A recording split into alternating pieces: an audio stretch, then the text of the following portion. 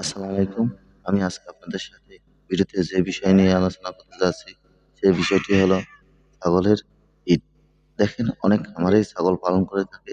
সব ছাগলের এই হিট সবাই বুঝতে পারে না বা ছাগল সবসময় ডেকে হিটে আসে না।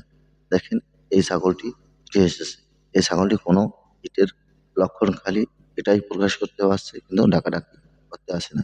কেননা এর খামারে কোনো প্রকার পাঠা ছাগল বা খাসি ছাগলও নাই, যার মাধ্যমে যে হিটটা প্রকাশ হতে পারবে। আর খামারি অত ভালো বোঝে না, যার কারণে হিট ধরতে পারে না।